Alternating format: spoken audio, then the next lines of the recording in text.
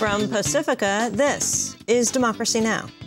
The real pirates, the real pirates, are these poor, hungry people, these underdogs that assault ships in the Somalian coast, or the real pirates are the big bankers of Wall Street who assault the world.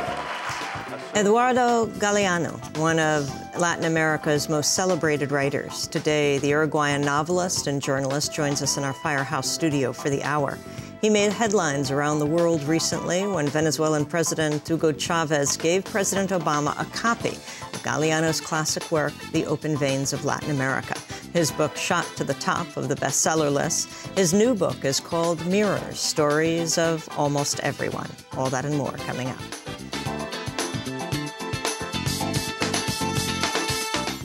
Welcome to Democracy Now!, democracynow.org, The War and Peace Report. I'm Amy Goodman. The United States and South Korea have raised their military alert level after North Korea declared an end to the 1953 truce that ended the Korean War.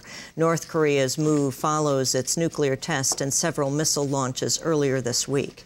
The U.S.-South Korea Combined Forces Command says it's raised the alert level to 3, the highest since North Korea's only other nuclear test in 2006. The former Army officer in charge of investigating the Abu Ghraib scandal says the photos recently blocked by President Obama include images of rape and sexual abuse.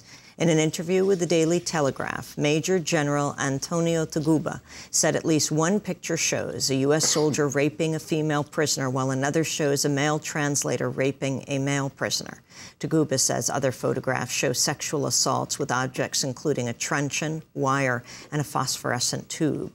The Obama administration recently drew criticism when it reversed a pledge to allow the photograph's release.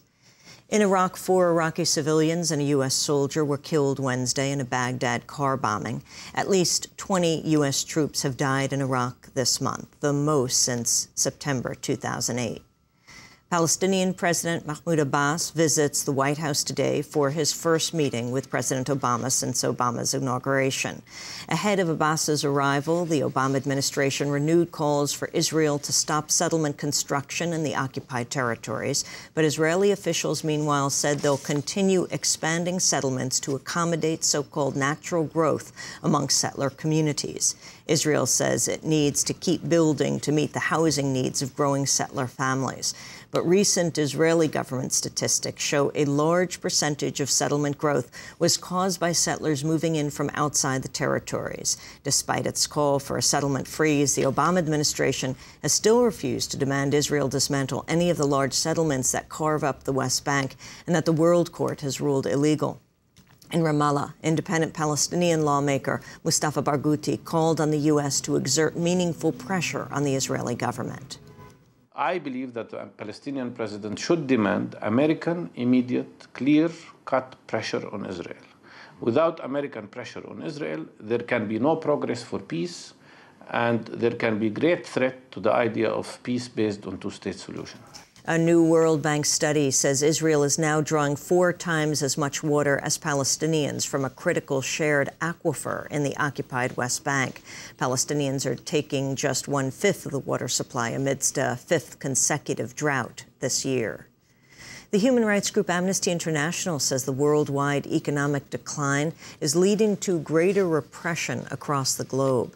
In its annual global report, Amnesty warns, quote, "We are sitting on a powder keg of inequality, injustice, and insecurity, and it's about to explode." The report says abuses are increasing as marginalized communities attempt to demand their basic rights amidst worsening economic security. It also says incidents of racism and xenophobia are on the rise, in addition to new restrictions on refugees and asylum seekers. Amnesty International Secretary General Irene Khan said the United States needs to address growing inequality at home.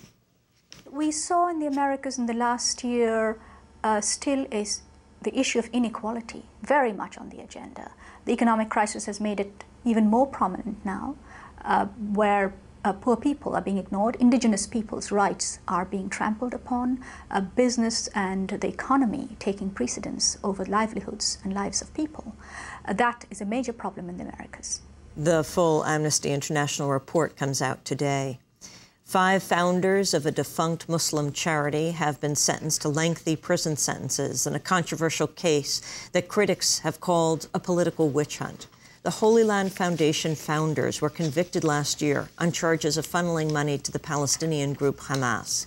Holy Land was the nation's largest Muslim charity until the Bush administration shuttered it in 2001. The case relied on Israeli intelligence as well as disputed documents and electronic surveillance gathered by the FBI over a span of 15 years. It was the second trial against the defendants after the first ended in a mistrial. Defendants Ghassan Elashi and Shukri Abu Bakr were sentenced to 65 years apiece. At his sentencing hearing, Elashi said, quote, "Nothing was more rewarding than turning the charitable contributions of American Muslims into life assistance for the Palestinians. We gave the essentials of life, oil, rice, flour. The Israeli occupation was providing them with death and destruction," he said. Another defendant, Mohammed El-Mazain, was sentenced to 15 years in prison. He was found guilty of supporting Hamas, but acquitted on 31 other charges. Volunteer fundraiser Mufid Abdelkader was sentenced to 20 years in prison. And the 5th defendant, Abdulrahman Odeh, was sentenced to 15 years in prison. The U.S. Army has temporarily suspended regular operations at a Kentucky base that leads the military in suicides. At least 11 soldiers have taken their lives at Fort Campbell this year. The Pentagon says it'll halt regular training for 3 days so commanders can identify and help soldiers at risk of suicide. The Obama administration is reportedly considering establishing a single agency to regulate the banking industry. The new bureau would replace the several bodies that failed to prevent or foresee the nation's economic collapse. The White House is expected to unveil a formal proposal in the coming weeks. In other White House news, President Obama has ordered a review of government secrecy and whether too many documents are being kept from the public. Obama has asked National Security Advisor James Jones to vet cabinet officials on their disclosure process and appointed Attorney General Eric Holder and Homeland Security Secretary Janet Napolitano to head a task force on government secrecy. The torture-linked military contractor Mitchell Jessen and Associates has moved out of its Spokane, Washington office to an undisclosed location.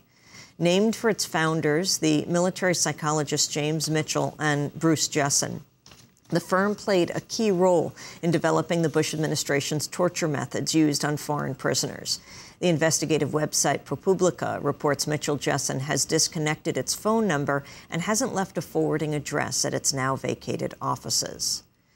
Activists gathered in and outside a shareholders meeting for the oil giant Chevron Wednesday in an attempt to call attention to the company's environmental practices. Activist shareholders were able to address the meeting and propose a motion calling for a report evaluating Chevron's environmental record. Hundreds of people also gathered outside for a protest against Chevron's practices in several countries. Chevron is facing a $27 billion damage claim over jungle pollution in Ecuador.